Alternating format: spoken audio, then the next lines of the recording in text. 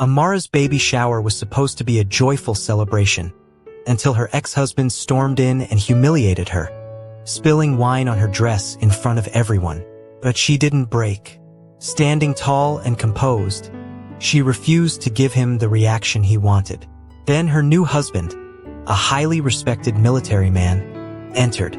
With calm authority and unwavering presence, he dismantled Victor's arrogance without lifting a hand. What was meant to be a day of joy turned into a dramatic showdown, proving that true strength lies in courage, composure, and protecting the ones you love. Thank you for joining Frankenstories. Watch as a day meant for celebration transforms into a dramatic showdown where family, respect, and courage triumph over ego and humiliation. The baby shower was supposed to be a gentle pause in life, a moment carved out for laughter, hope, and new beginnings.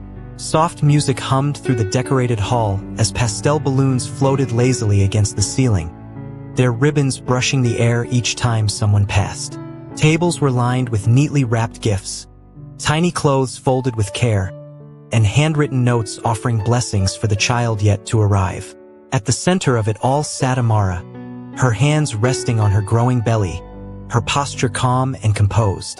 She wore a simple cream-colored dress, chosen carefully for comfort rather than display, and her smile carried a quiet confidence earned through survival. Friends gathered around her, sharing stories and laughter, unaware that this celebration meant more to her than any of them could fully understand. This was not just a baby shower. It was a marker of how far she had come from the woman she once was. For Amara, every detail in the room represented healing. The warmth of familiar voices drowned out old echoes she had fought hard to silence, echoes of control, fear, and shame that once shaped her days. She listened as someone joked about sleepless nights ahead, feeling her child shift gently, as if responding to the joy around them. Her heart swelled with cautious optimism. She had rebuilt her life piece by piece, wonderful. learning that peace was not loud or dramatic, but steady and intentional. As she looked around the room, she believed, if only for a moment, that the past had finally loosened its grip. She did not notice the subtle pause in conversation near the entrance, or the way a few heads turned in uncertainty. The day was still wrapped in joy, unaware that it stood on the edge of an approaching storm. The shift in the room was subtle at first, like a sudden draft slipping through an open window. Laughter thinned, conversation stumbled, and the music seemed to fade into the background as several guests turned toward the entrance. Amara felt it before she saw it, the tightening in her chest, the familiar warning her body had learned long ago. When she finally looked up, her breath steadied instead of catching. Standing just inside the doorway was Victor. He did not belong there, yet he stood with the confidence of someone who believed he still did. His clothes were neat, his expression carefully composed, but his eyes carried the same cold sharpness she remembered too well. Murmurs rippled through the room as recognition spread, confusion mixing with discomfort. No one had invited him, no one had expected him, and yet, he walked forward as if summoned by unfinished business only he believed existed. Victor's gaze locked onto Amara, lingering on her stomach with something between disbelief and resentment. He smirked, as though the sight offended him personally, as though her happiness was an insult he had come to correct. The years between them collapsed in an instant, but Amara did not shrink. She sat upright, her hands steady, her face unreadable. Inside, memories stirred.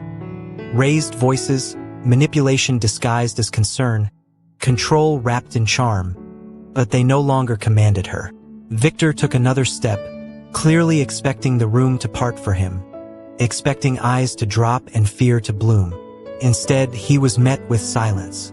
Amara held his gaze calmly, refusing to give him the reaction he craved. She understood now what he had come for. Not reconciliation, not closure. He was there to remind himself that he still mattered, to reclaim a power he had long lost. What Victor did not yet realize was that the woman he once dominated no longer existed, and the control he sought had already slipped beyond his reach. Victor moved closer, each step deliberate, as though he were approaching a stage prepared just for him. In his hand was a glass of red wine, the deep color catching the light as he lifted it slightly, swirling it with careless confidence. His voice broke the silence, smooth and calculated, carrying just far enough for everyone to hear. He spoke as if he were reminiscing, reminding Amara of who she used to be, of sacrifices he claimed to have made, of failures he insisted were hers alone. Each word was designed to cut without appearing cruel, to humiliate while maintaining a mask of civility. Guests shifted uncomfortably, some glancing at Amara, others frozen by the tension. Victor thrived in that discomfort. It was familiar territory for him, a space where attention equaled power, and he believed the room belonged to him now. Then he did it. Without hesitation or warning, Victor tipped the glass forward, letting the wine spill down the front of Amara's dress. The liquid spread quickly, staining the fabric in a violent splash of red. Gasps filled the room, hands flew to mouths, and a few voices cried out in shock. Time seemed to slow as Victor straightened, watching closely for the reaction he had come to collect. He expected tears, trembling, panic, something that would confirm his dominance and validate the cruelty he mistook for strength. But Amara remained still. Her breathing stayed even as she looked down at the stain, then slowly raised her eyes back to him. The silence that followed was heavier than the gasp that came before it. Victor's smile faltered, just slightly, as he realized something had gone wrong. The humiliation he intended for her had not landed the way he planned, and the room, once frozen by shock, was now holding its breath, waiting to see who truly held power in that moment. Amara rose slowly from her chair, the movement deliberate, unhurried, as if she were standing into herself rather than reacting to him. Wine dripped from the hem of her dress onto the floor, but she did not rush to brush it away. Instead, she lifted her chin and met Victor's eyes, her expression calm in a way that unsettled the room. The silence stretched, thick and uncomfortable, pressing against Victor's expectations. This was not how it was supposed to go. He had imagined tears, panic, a trembling voice begging him to leave. What he found instead was a woman who looked at him with clarity rather than fear. When Amara spoke, her voice was steady, not loud, but strong enough to reach every corner of the room. She did not insult him or raise her tone. She simply named the moment for what it was, cruelty dressed up as courage, and in doing so, stripped it of its power. The guests watched as something invisible shifted. Amara did not apologize for the scene, nor did she ask for sympathy. She acknowledged the humiliation without absorbing it, refusing to carry the shame he tried to place on her. She reminded him, calmly, that this day was not about the past he clung to, but about a future he no longer had access to. Victor's confidence wavered as murmurs of agreement rippled softly through the room. He laughed, trying to recover, but the sound landed hollow, exposed.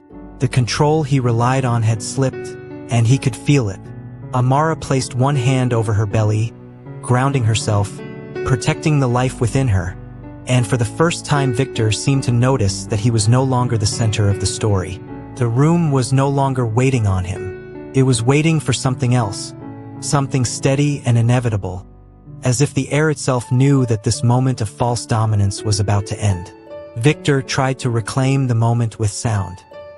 He scoffed, shaking his head as if amused, as if the room had misunderstood a joke only he was clever enough to make.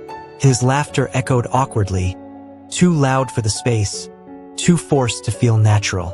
He muttered something about people being too sensitive, about Amara being dramatic, about how none of this would have happened if she had known her place. But his words no longer landed with the sharp precision he expected. They drifted and dissolved in the heavy quiet that followed, a silence not born of fear but of judgment. Guests exchanged looks, some frowning openly now, others standing straighter, as if they had collectively decided where they stood. Victor felt it, the unsettling realization that the room was no longer with him. He was speaking, yet no one was truly listening. The power he once commanded through intimidation had nowhere to anchor itself. Then the doors opened again. Not abruptly, not with force, but with calm certainty. The hinges made a soft sound, barely noticeable, yet it carried more authority than Victor's raised voice ever could. A man stepped inside, tall and composed, his military uniform immaculate, pressed with care that spoke of discipline rather than display. He paused just long enough to take in the scene. The stained dress, the tense faces, Victor standing too close, too confident for someone who no longer belonged. The room seemed to straighten in response to his presence, as though instinctively recognizing order.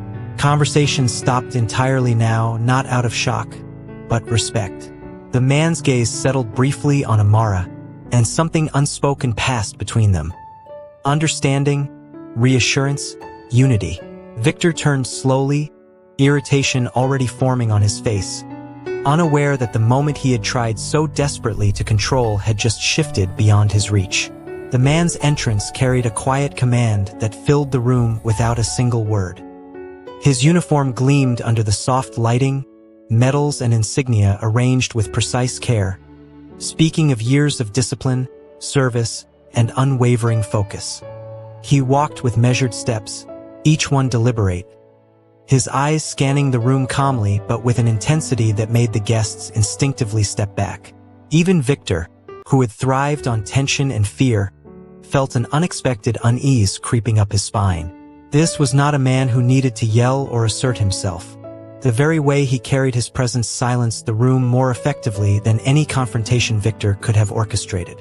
As he approached Amara, he paused, removing his jacket and draping it gently over her shoulders, shielding her from both the wine and the lingering humiliation. His hands were steady, protective, and careful, not aggressive, but full of an unspoken promise. Amara felt a surge of relief and pride, her composure steadying further. Then he turned slowly to face Victor.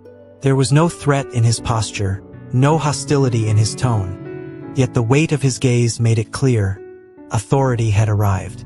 The contrast was stark. Victor, frantic and desperate for control, and this man, calm, measured, and unwavering. The room held its collective breath, sensing the inevitable shift. For the first time since he had walked in, Victor realized that the balance of power had quietly, irrevocably changed, and that everything he had counted on to dominate this day was about to crumble. Victor's smirk faltered as he finally registered who stood before him. The military uniform, the disciplined posture, the quiet confidence, it all clicked. This was no ordinary husband. This was a man whose reputation preceded him, whose presence alone demanded respect and attention. Victor's bravado, which had seemed so natural and unshakable just moments before, now felt fragile and misplaced. He realized with growing unease that the room was no longer his stage.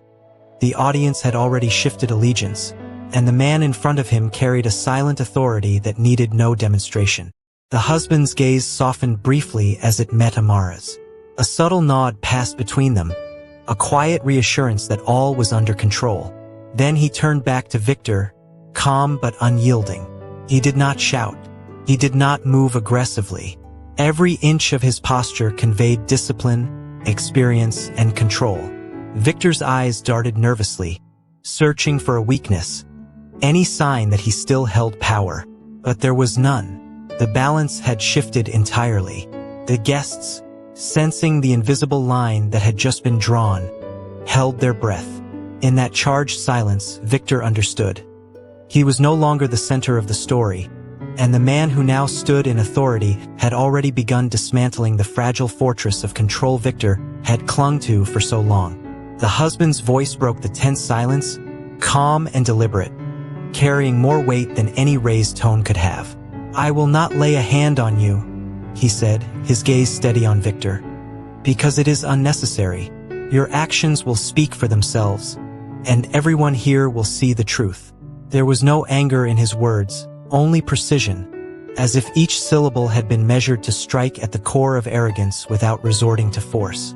The guests leaned in slightly, captivated by the quiet authority in his tone. Victor tried to recover, opening his mouth to interrupt, but the weight behind those calm words made him pause.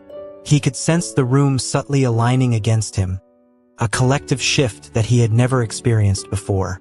The husband continued, laying bare the subtle power of restraint. He spoke of respect, of responsibility, of the natural consequences of cruelty and ego-driven actions. He reminded Victor that true strength lies not in domination or humiliation, but in protection, discipline, and honor, qualities that Victor had long ignored. Each word chipped away at the false authority Victor had carried into the room. Victor shifted uneasily under the calm scrutiny, realizing that he was being dismantled not by force, but by clarity and control. Around him, guests exchanged glances, the tension breaking slowly as recognition of his hubris settled over the room. The man in uniform did not need to yell, to strike, or to humiliate.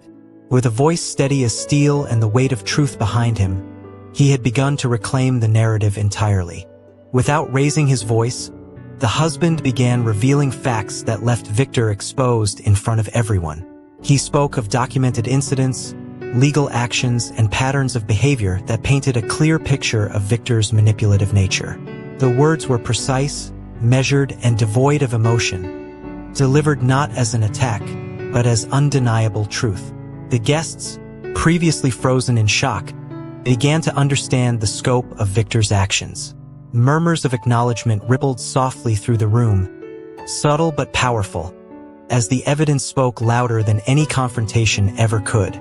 Victor's smug confidence wavered with every statement, each fact stripping away the facade he had so carefully maintained.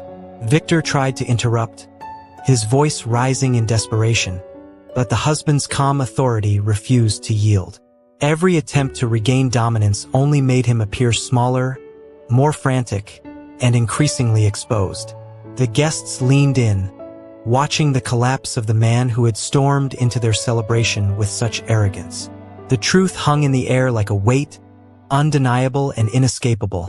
And for the first time, Victor realized that humiliation could be served without rage, force, or spectacle. The man before him, with composure and intellect, had taken control of the narrative, and the balance of power had shifted irreversibly. In that quiet reckoning, it became clear. This was no longer Victor's story. Victor's attempts to speak, to justify himself, only highlighted his unraveling. Words stumbled out, frantic and incoherent, each one contradicting the last, as the calm authority of Amara's husband continued to dominate the room. The guests no longer flinched at Victor's presence. Instead, they watched with quiet recognition, understanding the truth of the situation and the bravery of the woman who had endured his cruelty. The contrast between Victor's desperation and the husband's composed demeanor was stark, one driven by ego, the other by restraint and unshakable purpose. The power Victor thought he had was slipping with every heartbeat, and he could feel the shift like a tangible force pressing against him. Security, already in position nearby, moved in silently, not with aggression, but with professional efficiency, guiding Victor toward the exit. His protests echoed hollowly through the room, drowned out by the collective sense of justice and calm. The humiliation he had tried to impose on Amara now reverberated back onto himself, amplified by his failed attempts at dominance. As the doors closed behind him, the tension in the room released like a held breath finally exhaled. Amara remained standing, protected and composed, a quiet smile touching her lips as she glanced at her husband. In that moment, the room was no longer a stage for humiliation but a testament to resilience, dignity, and the true measure of power. The room exhaled collectively, the heavy tension dissolving into a fragile but tangible relief. Guests cautiously resumed their conversations, softer now, their eyes often returning to Amara with newfound admiration. Some whispered words of comfort, while others helped discreetly with cleanup, all recognizing that this moment had been more than a spectacle. It had been a test of strength, and Amara had passed with dignity intact. She adjusted the jacket draped over her shoulders by her husband, feeling both warmth and protection in the simple gesture. For the first time that day, she allowed herself to lean slightly into relief, letting go of the tight control she had held over every moment before the confrontation. Her husband stayed close, his presence a steady anchor in the storm that had passed. He leaned down, pressing a gentle kiss to her temple, whispering, "You were brave long before I arrived." Amara felt the weight of his words settle deep inside her, affirming what she had always known, that courage had never been absent from her life, even when others tried to deny it.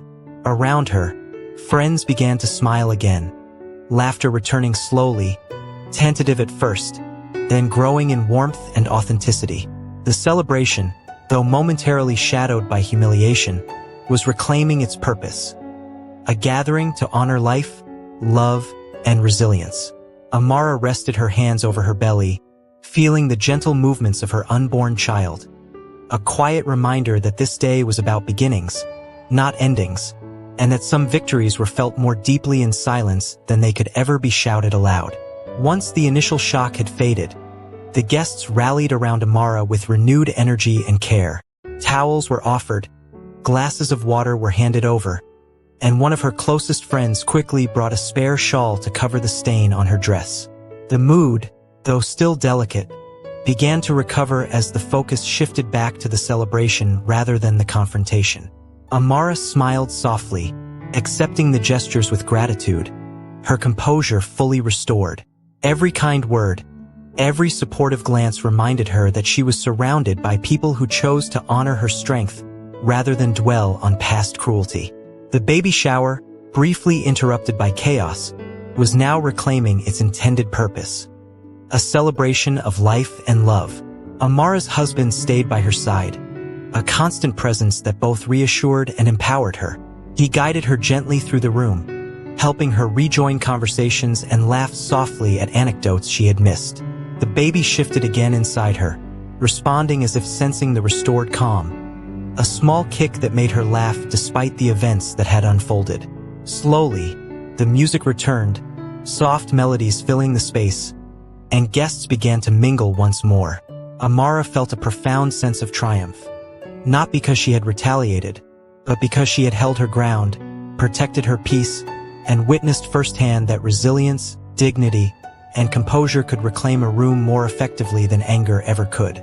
The celebration, once threatened, had become a testament to strength and the quiet power of rising above humiliation. As the baby shower continued, Amara found herself standing before her friends and family, ready to address them. She spoke with a calm authority, her voice carrying over the soft hum of conversation. Today was meant to celebrate life, love, and the joy of new beginnings. She began, pausing to meet each gaze in the room. But it also reminded me that strength is not loud.